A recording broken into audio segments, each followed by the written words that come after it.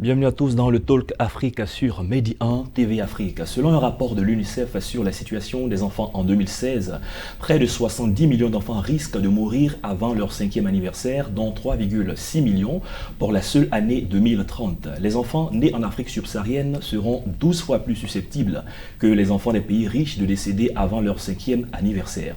Plus de 60 millions d'enfants en âge d'aller à l'école primaire ne seront pas scolarisés et plus de la moitié d'entre eux vivront en Afrique subsaharienne. Alors, comment réduire les inégalités à travers la pratique de l'art? C'est le sujet de cette émission. Et pour en discuter, deux invités sur notre plateau. Ben Mpek Einstein est avec nous. Bienvenue sur notre plateau. Enchanté, merci cher frère. Alors, vous êtes chef du projet Artitude à la Fondation panafricaine Qui, c'est bien cela? C'est bien cela. Sur notre plateau également, Madame Yao Karine Amoin, elle est responsable RSE de la BCC. Bienvenue sur notre plateau. Merci bien, merci. Alors nous imaginons que votre institution est très intéressée par toutes les questions liées à l'art et surtout aux enfants. Pourquoi, madame? D'accord, merci beaucoup de nous recevoir sur ce plateau. La BCC est une institution bien sûr financière, mais c'est une institution qui porte un programme, on va dire un plan d'action RSE, la RSE qui est la responsabilité sociétale d'entreprise. Donc, au titre de notre responsabilité sociétale d'entreprise, nous avons un concept qui est développé au sein de cette institution qu'on appelle le positive banking. Donc, le positive banking, c'est quoi? C'est vraiment mettre en œuvre, accompagner aussi des initiatives qui restituent, on va dire, à l'organisation, on va dire, à la société, ce qu'on lui doit, on va dire ça.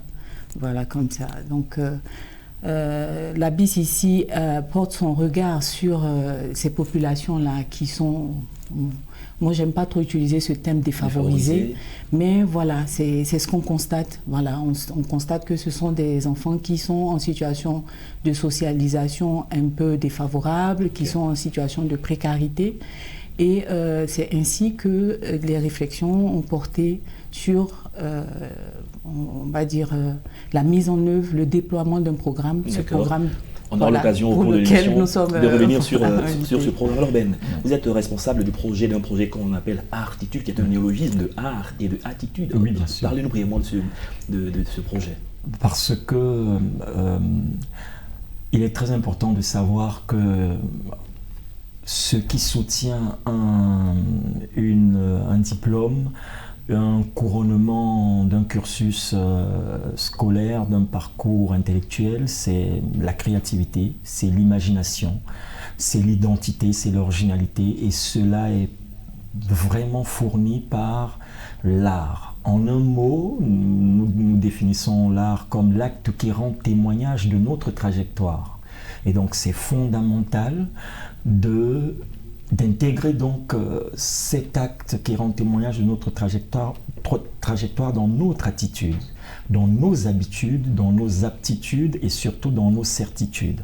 C'est pour cela que nous avons fait un jeu de mots art et attitude, art et habitude, art et aptitude, art et certitude égale artitude. Et votre travail se focalise beaucoup plus sur les enfants? Oui, bien sûr, parce qu'il faut commencer dès le plus jeune âge. Ce n'est pas quand on est adulte que ça se passe. J'ai vu dans des documentaires que dans certains pays, on commence même maintenant depuis le sein maternel. Après, ça se passe dans le berceau. C'est vraiment, ça semble fou, mais il faut commencer dès le plus jeune âge pour imprimer chez les enfants la concentration, la mémorisation et la communication qui sont après, en fin de compte, en fin de cursus, ce sur quoi ils devront s'appuyer pour exprimer leurs connaissances, pour exprimer les savoirs acquis. D'accord. Madame Yao, vous avez dit tout à l'heure que l'expression défavorisée vous déplaisait un peu, n'était pas préférée par vous. Les enfants qui sont dans le manque d'éducation, difficulté pour aller à l'école, pourquoi est-ce que en Afrique, la plupart du temps en Afrique subsaharienne, on a encore un nombre si élevé d'enfants? Et même on dit qu'en 2030, le nombre sera encore très très élevé. Bon là, bien sûr, vous me demandez mon impression, donc vraiment, Est-ce que c'est une volonté politique? Est-ce que c'est la pauvreté? De mon opinion, je pense qu'il faut l'implication de toute la communauté. Très bien. Voilà, c'est pas que le politique qui a l'aptitude on va dire, de mettre frein à ces carences-là, comme M. Mbeck le décrivait. Donc, il y a la volonté aussi des parents. Inscrire un enfant à l'école, ça relève d'abord de la volonté du parent qui a mis son enfant au monde. Donc, il faut une volonté et une responsabilité plus accrue des parents. Il faut la présence des parents aussi aux côtés des enfants, parce qu'un enfant, c'est l'innocence. Un enfant, ça n'a pas demandé à être au monde, à venir au monde. Donc, moi, je pense qu'il faut, c'est vrai, il faut que, on va dire, les institutionnels, l'État accompagne les efforts, on va dire, des parents, mais il faudrait aussi que, d'abord, chacun soit responsable de ce qu'il... on va dire, ce qu'il met dans la nature. Et là, vous faites beaucoup plus allusion aux parents. Pourquoi associer l'art avec l'éducation? Parce que, pour moi, en tout cas, l'art fait appel à... l'art demande, recherche même, puise à l'intérieur de la personne. Ça veut dire que, pour moi, je veux dire, la pratique artistique met en exergue des aptitudes que, on va dire, l'éducation courante ne met pas en exergue. Alors que tout ça, c'est très important. Voilà, et tout ça, c'est très important pour aider le jeune, pour aider l'enfant, pour aider l'individu à trouver ses repères en communauté dans la société. Absolument. Tout simplement, on se plaint de ce que on a une société en manque de repères, des jeunes en manque de repères. On se plaint de ce que les enfants, en termes d'expression orale, ont des carences. Mais quand on développe, on va dire, une discipline artistique telle que le théâtre, qu'est-ce qui est la base du théâtre? C'est l'expression orale. Donc voilà, donc pour nous, vraiment, l'art est voilà, un outil d'excellence pour atteindre l'excellence aussi. D'accord, art, outil d'excellence pour atteindre l'excellence. Vous êtes habitué aux enfants, même aux grands. La pratique de l'art, vous êtes un homme de lettres, un homme de culture. C'est quoi l'objectif? Le faire des enfants, des artistes? À quel niveau voulez-vous les positionner pour qu'ils puissent se construire en tant que futurs hommes, futures femmes avec l'art? Nous disons, depuis toujours, depuis que la fondatrice a pris son bâton de pèlerin, pour le mentionner partout où elle passe, nous le répétons partout, il s'agit de faire des créateurs et non des consommateurs. Il s'agit de faire des entrepreneurs et non des observateurs et non des spectateurs du désespoir. Des gens qui disent toujours on va faire comment, qu'est-ce qui va se passer, et qui attendent que les solutions viennent d'ailleurs. Et bien entendu, quand les solutions viennent d'ailleurs, elles ne correspondent jamais au contexte dans lequel nous nous trouvons, et après nous nous en plaignons. Mais alors qu'il est tout à fait évident qu'elles ne nous correspondent pas, parce qu'elles ne correspondent pas à notre réalité. L'idée, c'est de permettre aux citoyens d'apprendre à utiliser les conditions dans lesquelles ils se trouvent, les moyens dans lesquels ils se trouvent pour pouvoir trouver des solutions à ces problèmes. Et donc d'en faire au bout de leur développement personnel, d'en faire des gens qui assument leur identité, qui assument leur personnalité, qui assument leur réalité, et qui veulent, s'ils sentent qu'elle ne correspond pas à ce qu'ils recherchent, qui peuvent l'améliorer, même aller jusqu'à totalement la changer. C'est ça l'objectif. Quand on parle d'art, qu'est-ce qui rentre en ligne de compte? Parce qu'il y a plusieurs sortes d'art, il y a plusieurs arts qu'on peut apprendre, mais dans le cadre de votre projet, quelques-uns. Déjà, c'est une très bonne question, parce que quand on parle d'art, on parle essentiellement de deux choses fondamentales. On parle de l'histoire et de l'héritage, donc d'un patrimoine, un patrimoine qui correspond à notre réalité. Donc ce patrimoine qui est basé sur la tradition, c'est-à-dire un ensemble de savoir-faire, de savoir-dire, de savoir-penser que chaque génération se doit d'améliorer en fonction de ses besoins et de ses objectifs. Et l'art est le summum de l'expression de ce que l'on fait. On pense encore dans notre société que pour être appelé artiste, il faut être chanteur, mais non. Dans les sociétés dites développées, on est un politique et on est appelé artiste. On est un pâtissier et on est appelé artiste. On est un artiste, un peintre, et on est appelé artiste parce qu'on exprime de la meilleure des façons, de la meilleure des manières, ce qu'on ressent à un niveau assez épatant. Et c'est ça, être un artiste. D'accord, très bien. Entrons dans le projet Dreamup. De quoi est-ce qu'il est question, ce projet? D'accord. Dreamup BCC, c'est un programme international d'éducation à la pratique artistique. Donc ce programme d'éducation à la pratique artistique a pour cible les enfants et jeunes adolescents âgés de 6 à 20 ans. Pour voir, en fait, c'est un projet qui est sélectionné parmi plusieurs projets proposés et qui fait l'objet d'accompagnement, c'est-à-dire qui est financé par notre institution, la BCC, avec l'appui de la Fondation BNP Paribas. Donc le programme, il est financé, il s'appuie sur l'expertise de professionnels, raison pour laquelle on a bien sûr sélectionné le projet qui a été proposé par la Fondation KI, parce que bien sûr ce sont des professionnels qui connaissent la pratique artistique. Donc le programme Dreamup a des exigences. Il faut, pour qu'on puisse le qualifier de programme éducatif, il faille que ce programme-là soit sur une continuité. Donc le programme Dreamup, il s'apparente un peu on va dire un cursus scolaire, parce qu'en plus on souhaite qu'il soit soutenu par le cursus scolaire. On n'est pas en train de dire qu'on crée en parallèle du cursus scolaire un programme d'éducation, non. Sinon, j'allais poser la question de savoir, mais comment gérer les deux? Est-ce qu'il y a un choix à faire ou non, on ne crée pas en parallèle. Donc en Côte d'Ivoire, le programme Dreamup est déployé depuis 2018. Et chaque saison dure 3 ans. Donc là, on est avec la Fondation KI pour la 2e saison, c'est-à-dire les 3 années à venir.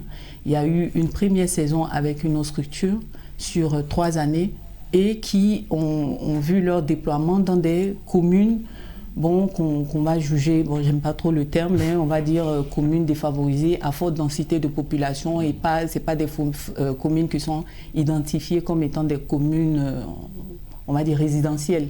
Donc la première édition s'est tenue à Djamé-Agban avec un groupe scolaire là-bas. La 2e édition s'est tenue à Abobo avec le groupe scolaire Adjamé-Kennedy.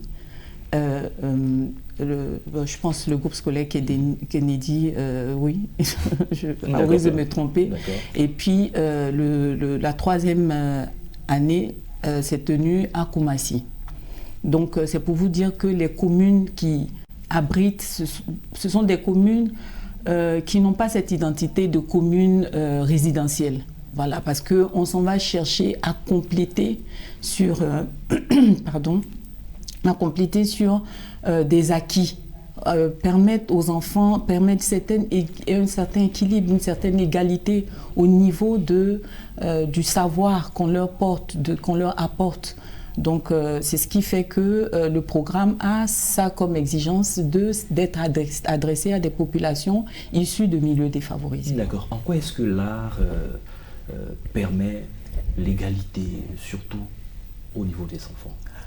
L'art permet l'égalité parce que déjà des enfants qui sont dans des situations qu'expliquait tout à l'heure Madame Yao sont des enfants qui nourrissent beaucoup de complexes d'infériorité, beaucoup de préjugés, et au final qui pensent toujours qu'ils n'ont rien. C'est-à-dire que ce sont les autres qui ont tout, ce sont les autres qui sont favorisés, ce sont les autres qui pensent qu'ils n'ont rien. Et quand on pense qu'on n'a rien, bien entendu, on n'est pas prêt à donner, on n'est pas prêt à offrir, on n'est pas prêt à déployer. À donner, ça on n'y pense même pas. On n'est pas prêt à agir. C'est ça. En vérité, on n'est pas prêt à agir, on est attentiste, on attend un sauveur, on attend un héros et on ne s'imagine pas qu'on peut être le héros qu'on attend, qu'on peut être le sauveur qu'on attend. Et s'il y a plusieurs personnes qui sont en train d'attendre, d'où viendra le sauveur? Et quand tout le monde attend, eh ben, le sauveur, on attend des millions d'années et on ne le voit pas apparaître. Donc, c'est vraiment déjà de restituer à chaque enfant la conscience de ce qu'il est capable de prendre une direction, de la suivre et d'atteindre le but et l'objectif, quelle que soit la situation de départ. Et ça, je vous assure, ça change tout. L'orphelinat garçon de Bingerville, quelles sont, entre autres, les caractéristiques qui font que c'est un endroit idéal pour un tel projet? Bon, déjà, première chose à savoir, c'est que nous, on s'appuie sur l'expertise, on va dire, des techniciens de l'art. Okay. On leur indique l'orientation, on va dire, les grandes lignes du cahier des charges de ce programme-là.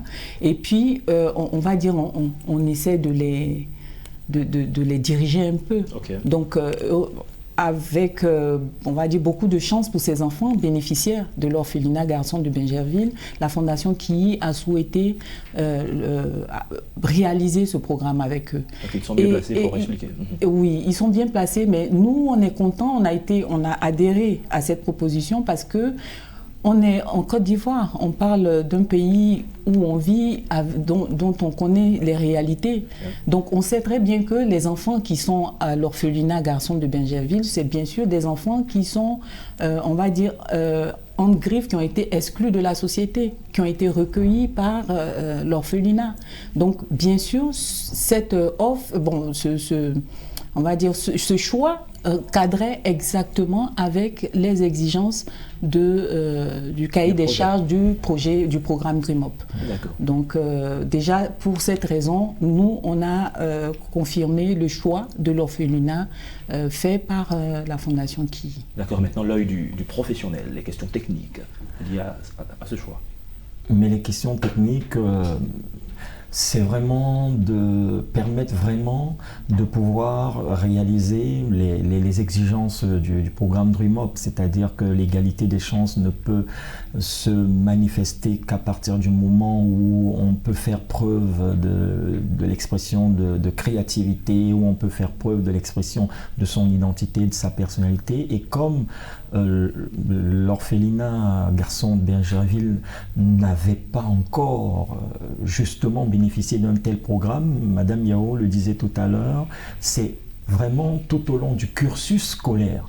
Parce que en général, il ne s'agit pas de programme, il s'agit des occasions circonstancielles, c'est-à-dire que presque des sortes de flash événementiels. On vient et on mène une action ponctuelle. Moi-même, j'y avais déjà été pour des actions ponctuelles à plusieurs reprises, mais aujourd'hui, mon regard est totalement différent parce que je me suis trouvé totalement incrusté dans le décor, dans la réalité quotidienne de ces enfants, et je me suis rendu compte à quel point, franchement, c'est génial que ce programme DreamUp puisse soutenir le développement de ces enfants, parce qu'ils ont vraiment une ligne de départ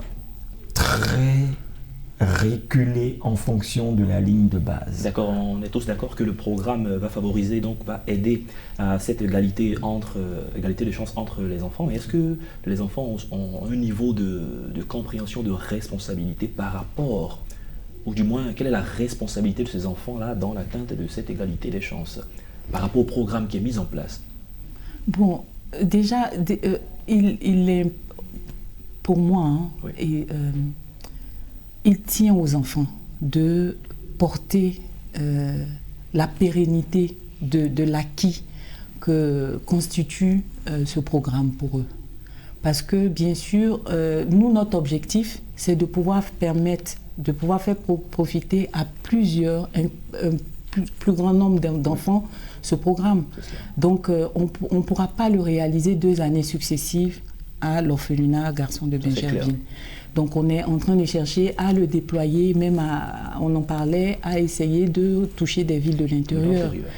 Et ça, c'est notre souhait. Donc, il tient à ces enfants-là d'assurer pour eux-mêmes la pérennité de l'impact qu'aura eu ce programme sur leur croissance. Parce que le programme Dream Up s'adresse à l'enfance défavorisée parce qu'on souhaite, on sait tous que bénéficier de classes d'art, c'est limite, c'est dévolu à un certain niveau de personnes. Voilà. En Côte d'Ivoire, nous, on développe le programme Dream Up autour de la pratique artistique orientée sur la percussion, orientée sur, comme il dit, c'est aussi ressortir son identité culturelle. Donc, on a des domaines artistiques qui sont mis en avant, qui sont priorisés. Mais ailleurs où le programme se développe, on a de la danse classique qui est pratiquée, on a du street art, c'est développé de façon différente en fonction du pays. Donc c'est pour vous dire que normalement, si on va sous ces lieux-là, c'est quelque chose d'extraordinaire qu'on offre aux enfants. Parce que pour prendre des cours de piano, par exemple, on sait ce que ça coûte. C'est parce que là, nous, on base cette pratique artistique qu'on offre aux enfants sur notre culture, sur ce que nos spécialistes, nos experts savent faire le mieux. Mais quand on regarde, comme je disais, le cours de piano, on aurait eu des spécialistes que c'est ce que le programme Dream Up aura financé pour ses enfants. Justement. Donc, il ne tient qu'à eux d'assurer cette pérennité. Donc, ils ont vraiment une grande responsabilité dans ce que va produire ces classes d'art-là auxquelles ils auront eu la chance de participer dans leur devenir. D'accord. Les enfants, qu'est-ce qu'ils ont appris, ces enfants?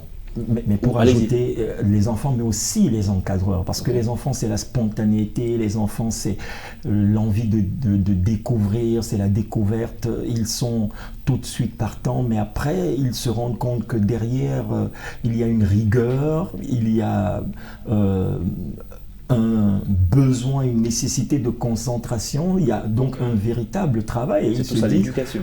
C'est ça. Et c'est ça qu'ils découvrent, parce que quand ils regardent à la télé, qu'ils sont spectateurs, ils ont tous envie de le faire.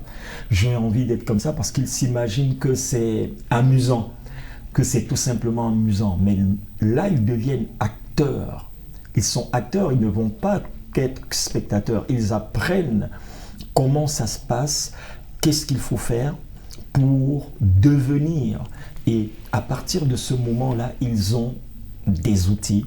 Ils ont des outils dans lesquels ils peuvent puiser pour se projeter de l'avant. D'accord, ils ont beaucoup appris. Il y aura donc une restitution. La question, c'est de savoir qu'est-ce que vous pensez que ces derniers ont appris, ont assimilé. Mais nous avons travaillé sur déjà les fondamentaux. Les fondamentaux pour tous les êtres humains, c'est le rythme.